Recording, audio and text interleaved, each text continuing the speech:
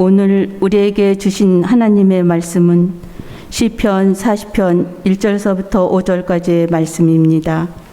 주님 감사합니다. 내가 여호와를 기다리고 기다렸더니 귀를 기울이사 나의 부르짖음을 들으셨도다. 나를 기가 막힐 웅덩이와 수렁에서 끌어올리시고 내 발을 반석 위에 두사 내 걸음을 견고하게 하셨도다. 새 노래 곧 우리 하나님께 올릴 찬송을 내 입에 두셨으니 많은 사람이 보고 두려워하여 여호와를 의지하리로다. 여호와를 의지하고 교만한 자와 거짓에 치우치는 자를 돌아보지 아니하는 자는 복이 있도다. 여호와 나의 하나님이여, 주께서 행하신 기적이 많고 우리를 향하신 주의 생각도 많아 누구도 주와 견질 수가 없나이다. 내가 널리 알려 말하고자 하나 너무 많아 그 수를 셀 수도 없나이다. 아멘. 이 말씀 따라 사는 동안 지치지 않게 하시고 이 말씀 따라 사는 동안 주님 나라 이루소서.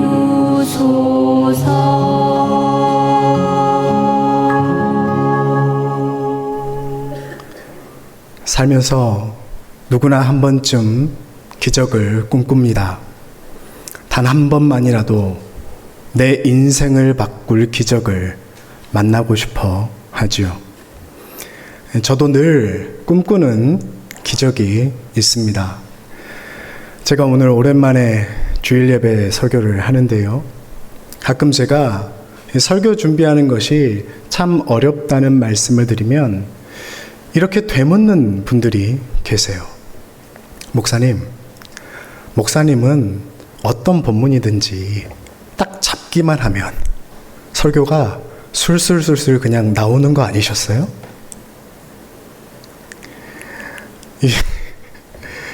너무 그렇게 봐주셔서 감사하긴 하지만요. 저도 정말 그랬으면 좋겠습니다.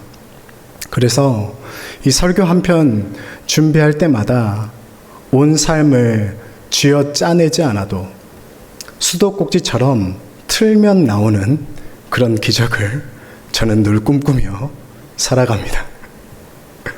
하지만 우리가 아직 기적을 꿈꾸고 있다는 것은 여전히 그 기적의 순간을 만나지 못했다는 말이죠.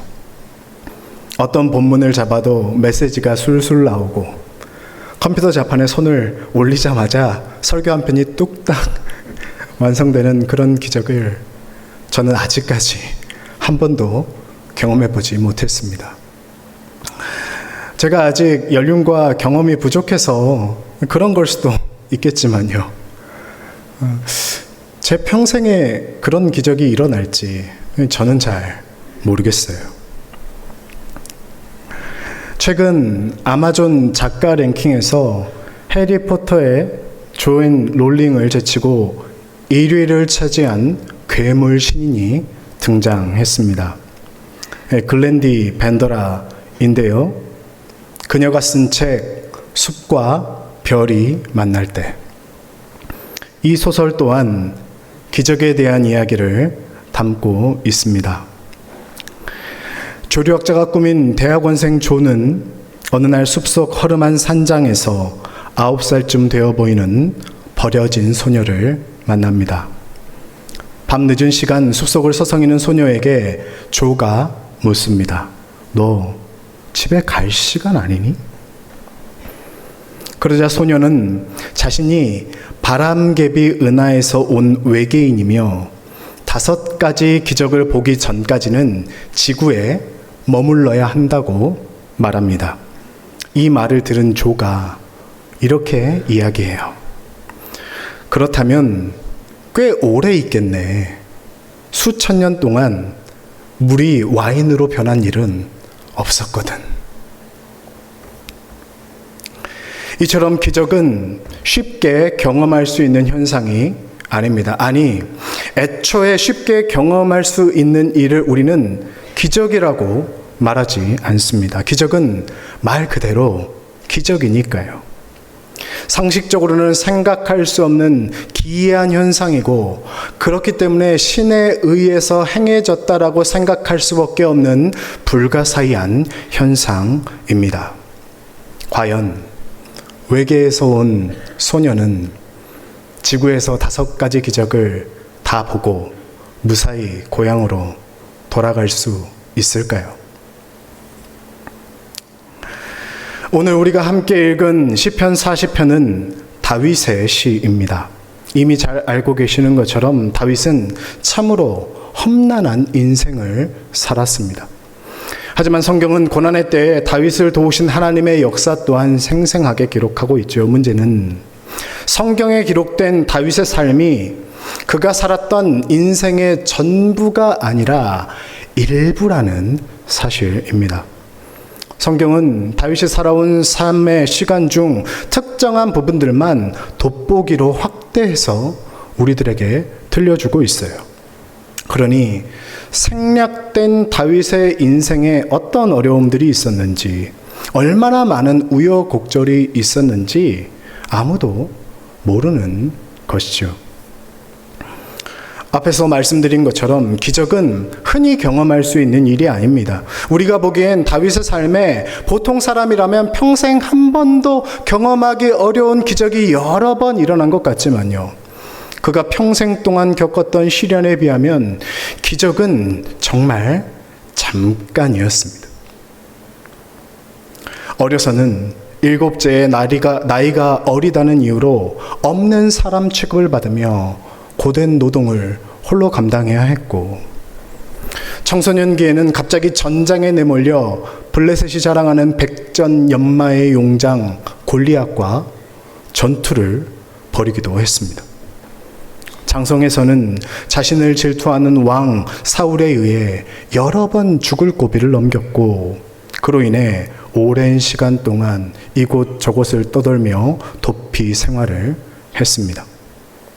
도피 생활 중에 생존을 위해 이방 왕 앞에서 침을 흘리며 미친 척을 하기도 했죠. 하지만 그렇게 젊은 날에 고생이 지나가고 이스라엘의 왕으로 등극한 중년의 때에도 이 다윗의 고난은요, 끝나지 않았습니다. 평생 함께 전장을 누비며 사선을 넘나들었던 부하에게 배신을 당하고, 심지어 가장 사랑했던 아들 압살롬의 반역으로 왕위에서 쫓겨나기도 했습니다. 밧세바를 취하고 우리아를 교살함으로 하나님으로부터 호된 심판을 받기도 했죠. 지금 언뜻 떠오르는 것만 이 정도예요. 실제로 성경에 기록된 다윗의 고난은 훨씬 더 많고요, 거기에 생략된 시간들까지 감안한다면 더 많아지겠죠. 그러니까 저 같으면요, 아무리 왕을 시켜준다고 해도 다윗처럼은 안 살고 싶을 것 같아요. 여러분 다윗처럼 살고 싶으십니까? 저는 그렇게는 안 살고 싶을 것 같아요. 살아는 있지만 사는 것 같지 않은 지난한 삶의 연속, 그것이 바로 다윗의 인생이었습니다. 하지만 그런 삶의 현실에도 불구하고 다윗은 오늘 시편 40편의 말씀을 통해 우리에게 놀라운 인생 고백을 들려주고 있습니다. 오늘 본문 5절 말씀인데요, 이 시간 함께 보겠습니다. 여호와 나의 하나님이여, 주께서 행하신 기적이 많고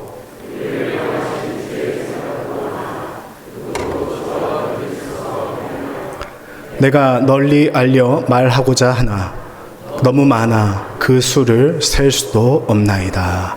아멘. 다윗은 지금 하나님께서 자신의 삶에 행하신 기적이 너무 많아서 다 말할 수도 없고 숫자를 셀 수도 없다고 이야기하고 있습니다. 다윗이 평생 동안 당했던 고난에 비해 그의 삶에 나타난 기적은 조족지혈에 불과했는데 다윗은 어떻게 이렇게 놀라운 고백을 할 수 있었을까요? 이미 살펴본 것처럼 다윗의 인생은 눈물 없이는 들을 수 없는 처절한 생존의 역사를 담고 있습니다. 하지만 아이러니하게도 다윗은 그런 수많은 인생 우여곡절 속에서 수많은 하나님의 도우심과 인도하심을 경험했습니다. 우리는 성경에 기록된 특별한 한 장면만을 기억하지만요, 다윗은 그렇지 않았습니다.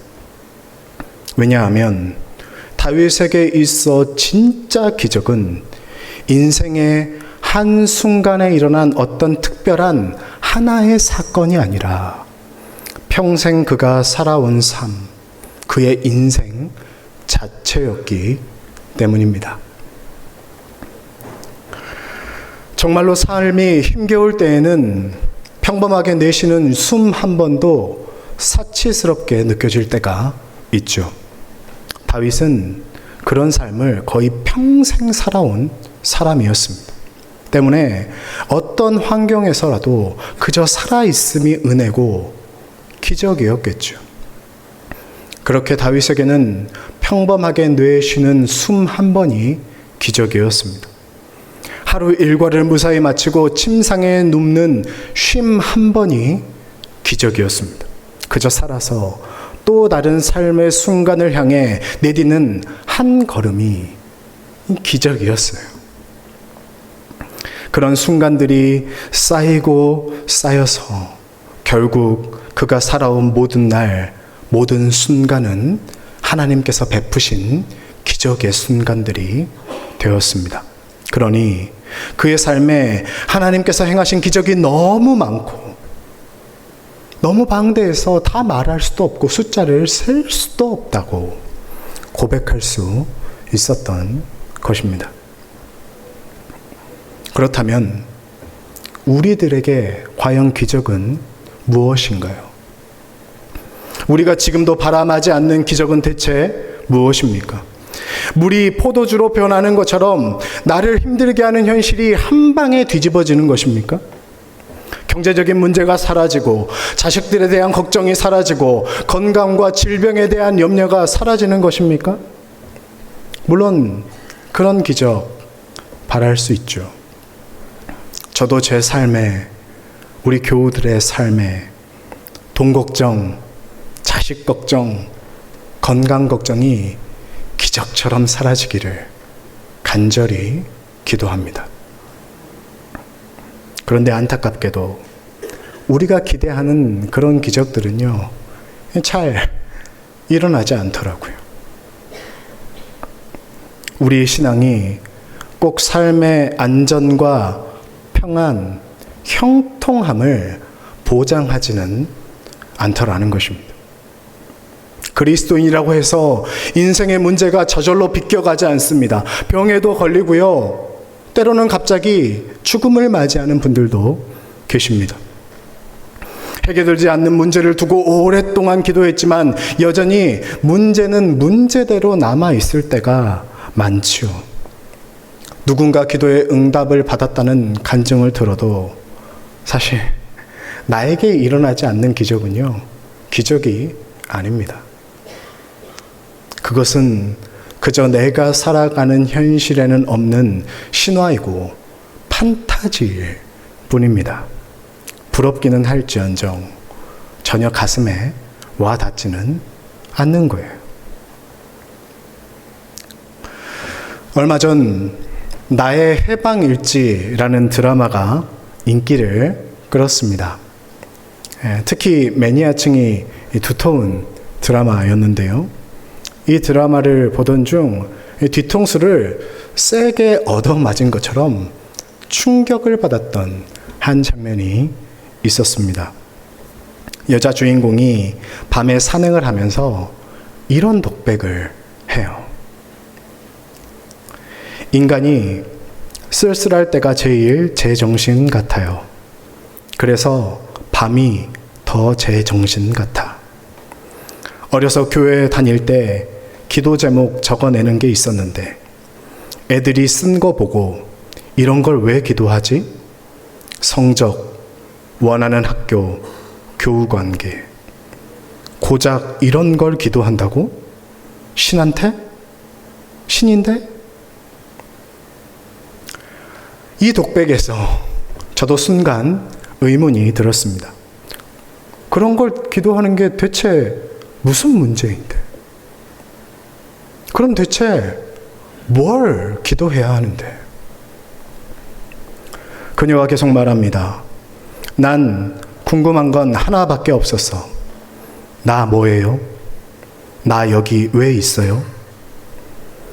91년 이전에 존재하지도 않았고 50년 후면 존재하지 않을 건데 이전에도 존재했고 이후에도 존재할 것 같은 느낌. 내가 영원할 것 같은 느낌.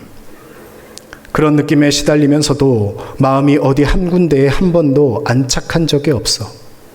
이불 속에서도 불안하고 사람들 속에서도 불안하고. 드라마 속 대사이지만 여주인공이 홀로 내뱉는 이 독백과 질문이 제게는 큰 충격으로 다가왔습니다. 나 뭐예요? 나 왜 여기에 있어요? 생각해보니 저도 하나님 앞에서 이런 기도를 해본 적은 없는 것 같았어요. 내 삶의 시작이 어디이고 내 존재의 의미가 무엇인지, 나는 굳이 왜 이런 시대에 태어나서 살아가고 있는 것인지, 그렇게 나에게 주어진 삶에 대한 아무런 고민도 확인도 없이 그저 소모하며 살아온 것은 아닌가. 그러는 사이 당연한 듯 주어진 일상에 대한 감사와 소중함은 잃어버린 채 내가 갖지 못한 것에 대한 불평과 불만, 불안의 바벨탑을 높이 쌓고 또 다른 기적만을 바라보면 그야말로 갈증만 가득한 인생을 살아온 것은 아닌지 스스로를 돌아보게 되었습니다. 그리고 동시에 하나님 앞에서 별것 없는 내 삶과 존재에 대한 진정한 의미와 목적을 찾을 수만 있다면, 하나님 앞에서 그걸 찾아낼 수만 있다면 인간에게 그것보다 더 큰 기적이 있을까 싶은 생각이 들었어요.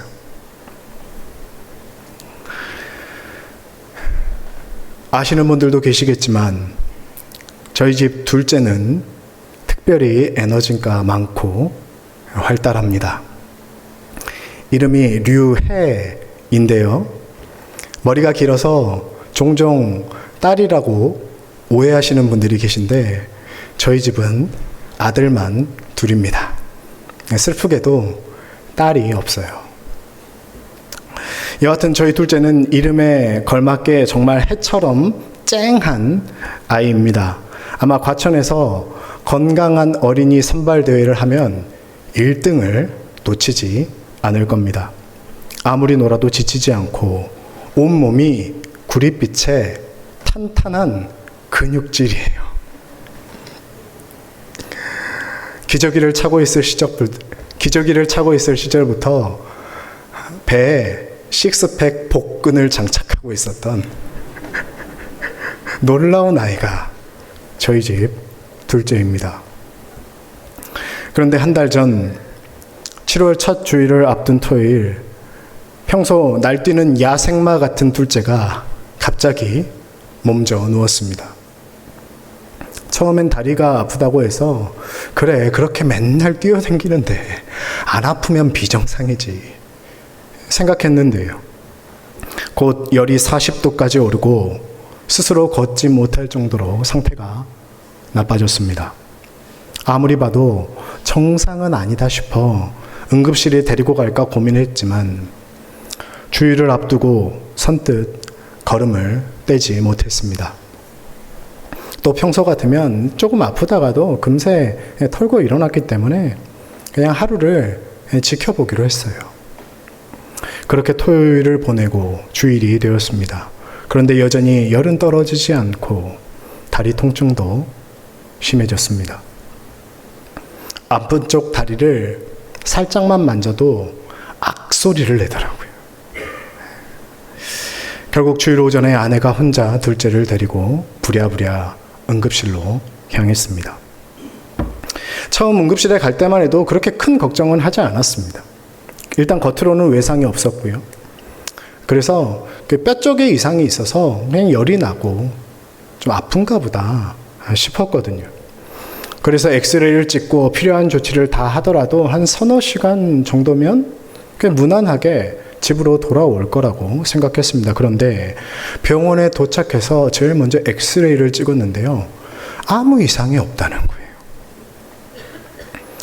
피검사도 했는데 피검사 결과 염증 수치가 높았기 때문에 이게 염증으로 인한 고열은 맞는 것 같은데, 그럼에도 이 다리 통증과 고열 증상에 대한 원인과 관계를 알아낼 길이 없었습니다. 그러다 결국 MRI까지 찍게 되었는데요. MRI에서도 큰 이상은 발견되지 않았습니다. 처음에는 큰 검사에서 별다른 이상이 없다니까 다행이다 싶었는데요. 이게 나중에는요, 점점 걱정이 되더라고요. 외상도 없고, 뼈에 이상도 없고, MRI 결과 별다른 문제도 없는데, 왜 열이 40도 언저리에서 떨어지지 않고 다리를 못 쓰는 걸까? 그제야 뭔가 큰 병이 아닐까 싶어 불안해졌습니다. 그렇게 서너 시간이면 될 줄 알았던 응급실 행이 하루 종일이 되고, 결국 밤 9시가 될 때까지 이런저런 검사를 받았음에도 뚜렷한 원인을 찾지 못한 채 갑작스런 입원을 하게 되었습니다. 그렇게 며칠이 더 지난 후에야 병명이 나왔는데요. 근염에 의한 급성 폐혈증 진단을 받았습니다. 세상에, 이 폐혈증이라니. 의학 드라마에서나 보던 폐혈증에 평소 건강하기로는 둘째가라면 서러울 우리 류혜님께서 걸리신 거예요. 알고 보니 폐혈증은 감기나 요로감염, 장염, 위염, 수족구, 심지어 모기에 물린 상처나 넘어져서 긁힌 상처 등등 거의 모든 종류의 염증을 통해서 걸릴 수 있는데요. 그 확률이 5% 정도라고 합니다. 생각보다 높죠. 주치의 선생님 말씀으로는 하필 균이 있어야 하고, 하필 그 균이 혈관 속으로 들어와야 하고, 하필 그 균이 또 혈관 어딘가에 붙어서 정착을 해야 폐혈증에 걸릴 수 있는데, 그게 랜덤이래요. 무작위라는 겁니다. 수많은 균들에 대항해서 싸우던 백혈구가 순간적으로 힘을 잃으면 정말 순식간에 우리 몸의 방어 체계가 무너진다고 합니다. 또 폐혈증에 걸려도 2주에서 4주 만에 잘 회복이 되면 다행인데, 만약 혈액 속에서 전신 장기를 돌던 균이 심장이나 뇌로 가서 붙을 경우에는 정말 목숨이 위험할 수도 있다 합니다. 다행히 저희 집 둘째는 입원한 지 딱 보름 만에 퇴원해서 집으로 돌아왔지만요. 누군가는 더 악화된 상황을 겪었을 걸 생각하니 앞이 캄캄했습니다. 이 일을 겪고 나니까요. 정말로 지금 내가 멀쩡하게 살아있는 것이 은혜임을 고백할 수밖에 없었습니다. 사람이 죽을 이유는 참 많고, 정말 살고 죽는 것이 한순간이라는 생각이 들었어요. 그러고 보니 지금까지 애들이 다치고 찢어져도 폐혈증까지 가지 않은 게 기적이었습니다. 수없이 아프고 열나고 했는데 그 모든 순간 별일 없이 지나간 것이 은혜였어요. 정말 당연한 게 하나도 없구나 싶었습니다. 아내가 병원에 들어가 있는 동안 결혼하고 처음으로 집안 살림을 책임지고 해야 했습니다. 그런데 집에 분명히 저랑 저희 큰아들이랑 둘만 있는데 왜 그렇게 빨래가 많고 설거지거리가 많아요?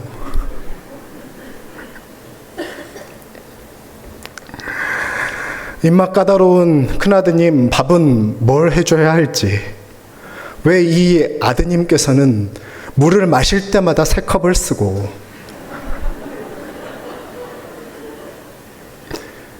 씻고 난 후에는 보일러를 끄지 않는지, 한여름인데 보일러가 돌아가고 있어서 믿으실지 모르겠지만 제가 그렇게 예민한 성격이 아닌데 정말 신경 쓰이는 게 한두 가지가 아니었습니다. 아, 이래서 우리 어머니들이 잔소리를 하시는구나. 깊은 공감이 되었어요. 아내가 있을 땐 집에 들어가면 정신줄을 놓고 그냥 쉴 수 있었는데 이건 뭐 집에 있어도 도무지 쉴 수가 없었습니다. 물론 이 모든 혼란은 아내가 집에 돌아오는 것으로 다 정리되었지만요. 그동안 집안이 평안했던 것도 당연한 것이 아니라 누군가는 그걸 위해 열심히 노력했다라는 사실을 깨달을 수 있었습니다. 우리의 별것 없는 일상도 마찬가지입니다. 별일 없이 지나가는 시간이 당연한 것 같고 때로는 그런 시간들이 지루하게 느껴질 때도 있지만 사실 당연한 것은 없습니다. 우리의 별것 없는 삶과 지루한 일상을 위해 하나님께서는 지금도 쉬지 않고 성실히 세상을 운행하고 계십니다. 사실 세상에서 가장 가치 있고 중요한 것들은 이미 다 우리들에게 주어져 있죠.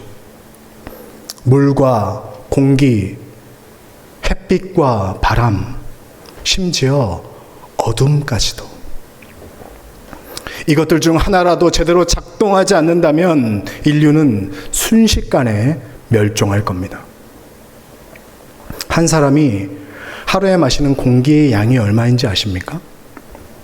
한 사람이 하루에 마시는 공기의 양. 여러분, 하루에 물 2리터 마시는 거 쉽지 않잖아요. 공기는 한 사람이 하루 평균 8,000에서 9,000리터 정도를 마신다고 합니다. 이게 무게로 치면요, 거의 한 15kg 정도 된대요. 이걸 매일 돈으로 사서 마셔야 한다면 여러분 대체 얼마를 내야 하는 것일까요? 하루에 8,000리터, 9,000리터씩 매일 돈을 지불하고 사 마셔야 한다면 가치를 매길 수도 없고 값을 지불할 수도 없기에 우리 하나님께서 거저 주신 선물이고 은혜인 줄 믿으시기를 바랍니다. 생각해보면 우리의 생존은 우리 자신이 아니라 철저히 외부의 환경에 달려 있어요. 내가 할 수 있는 일이 별로 없습니다. 그러니 생명을 위해 아무것도 하지 않는 내가 당연하게 살아가는 것 자체가 기적입니다.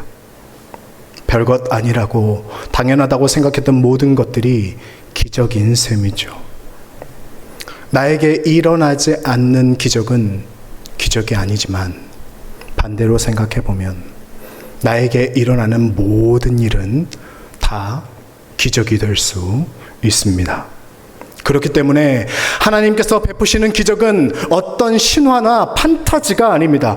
교묘하게 내 삶만 비껴가는 환상의 파랑새도 아니고 눈앞의 현실을 입맛대로 뒤집는 도깨비 방망이도 아닙니다. 하나님의 기적은 너무나도 생생한 현실이고 삶의 실제입니다.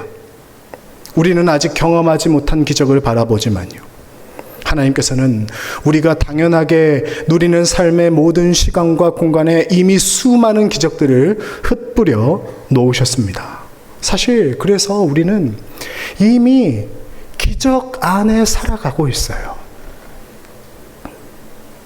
때문에 믿음의 능력은 내가 겪고 있는 고난이 기적처럼 사라지거나 문제 많은 현실이 한 방에 뒤집어지는 것에 있지 않습니다.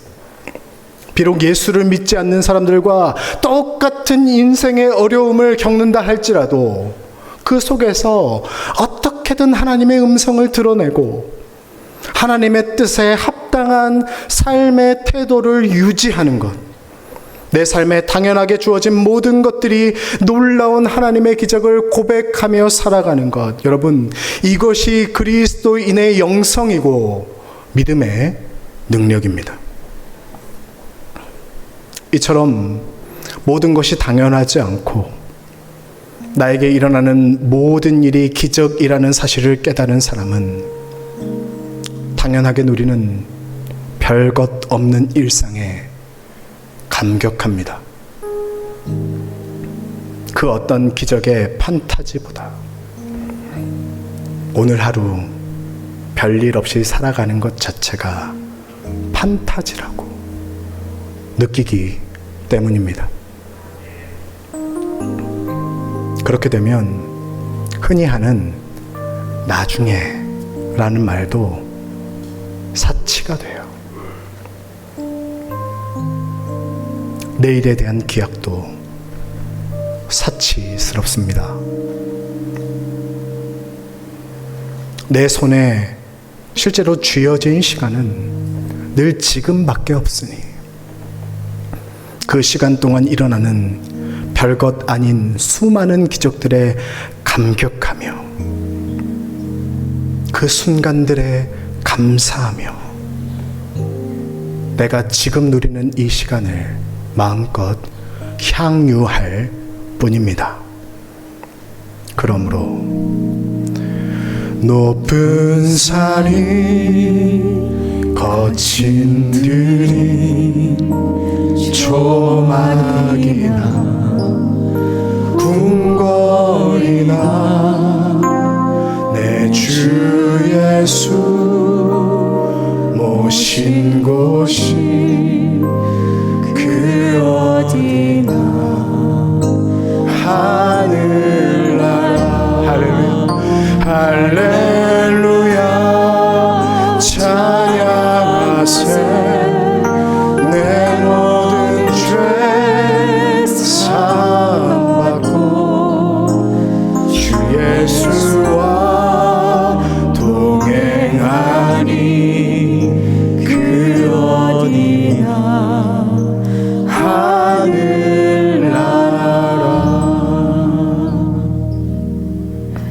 어떤 시간과 공간에도 그 어디나 하늘나라를 경험하는 놀라운 구원의 기적을 맛볼 수 있게 되는 것입니다. 말씀을 마무리합니다. 숲과 별이 만날 때 외계에서 온 소녀는 과연 5가지 기적을 다 보고 무사히 고향으로 돌아갔을까요? 소설의 말미에서 그녀는 자신이 만난 5가지 기적에 대해 말합니다. 그리고 소녀가 말한 기적은 의외로 가까운 곳에 있었습니다.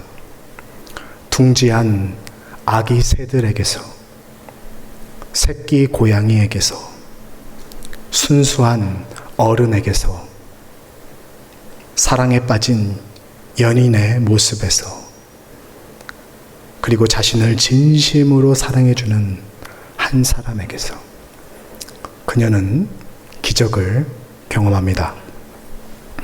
사실 그녀가 가져온 기적은 상처를 보듬고 서로를 이해하며 진심으로 다가갈 때 누구나 이룰 수 있는 별것 아닌 평범한 것들이었습니다. 어떻게 보면 이런 게 기적이야? 싶을 정도로 별것 아닌 일들이 외계에서 온 소녀에게는 세상 그 무엇보다도 특별하고 놀라운 기적이었습니다. 그녀가 말합니다. 언니도 기적이고 저 강아지도 기적이야. 나는 지금 새로운 세상에 왔어. 사랑하는 성도 여러분, 오늘 저와 여러분은 어떤 세상에 살고 있습니까? 여전히 내 삶에 존재하지 않는 기적의 파랑새를 쫓고 계십니까? 아니면 지금 이 순간 하나님의 기적으로 가득 찬 놀라운 세상을 살고 계십니까? 바라기는 별것 아닌 기적들로 우리의 삶을 가득 채우시는 하나님을 신뢰함으로 오늘에 감사하고 당연한 것들에 감격할 수 있는 저와 여러분 되시기를 바랍니다. 그렇게 우리의 삶에 잠시 있다 사라지는 기적의 신기루에 집중하는 것이 아니라 다윗과 같이 오늘 내 삶에 별것 아닌 것처럼 무심하게 당연하게 주어진 진짜 기적들을 노래하며 향유하는 우리 과천교회 모든 교우님들 되시기를 주님의 이름으로 축복합니다. 아멘. 이 시간 모두 일어나 하나님에게 찬송합니다.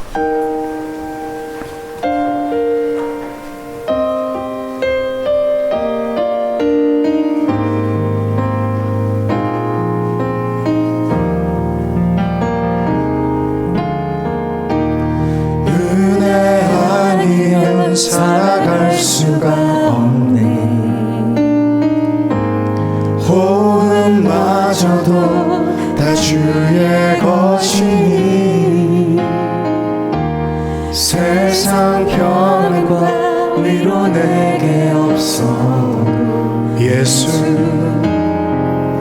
오직 예수뿐이네. 다시 한번 고백합시다. 은혜 아니면 살아갈 수가 없네.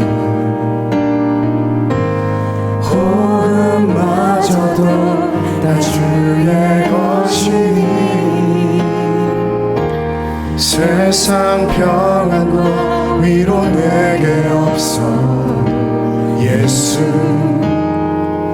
오직 예수뿐이네.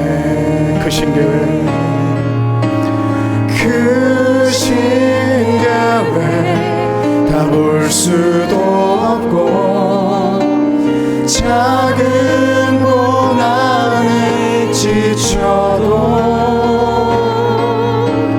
주께 묶인 나의 모든 삶 버티고 견디게 하시네.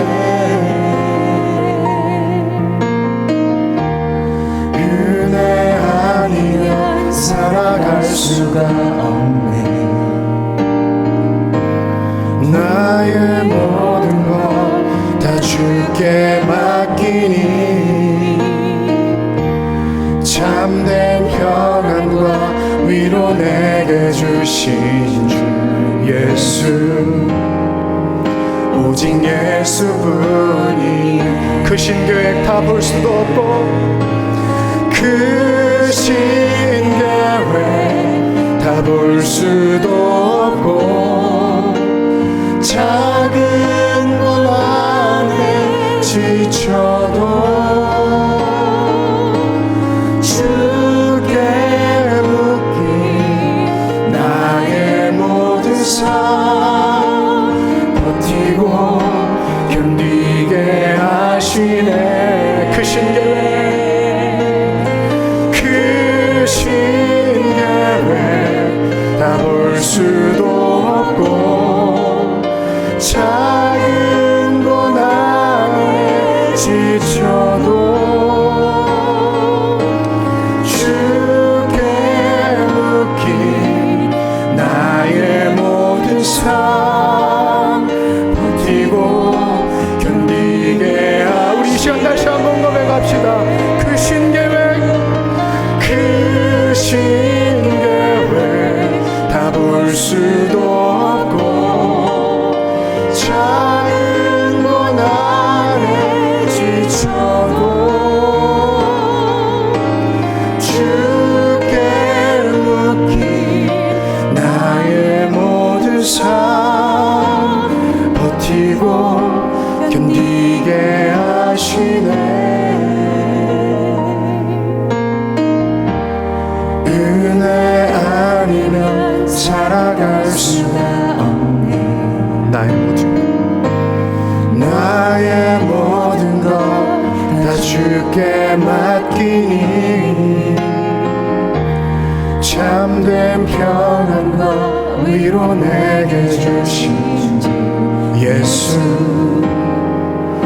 오직 예수뿐이네.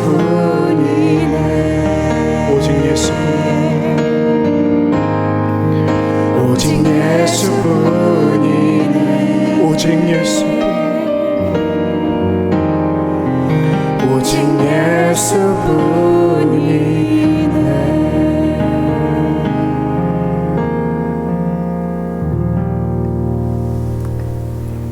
복을 빕니다.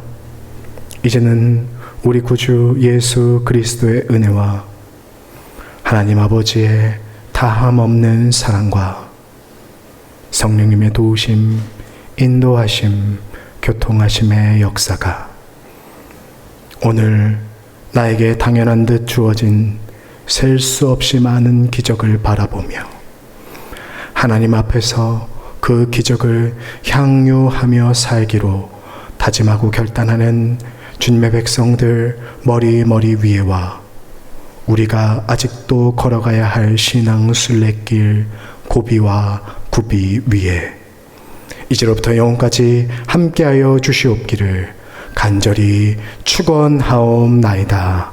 아멘.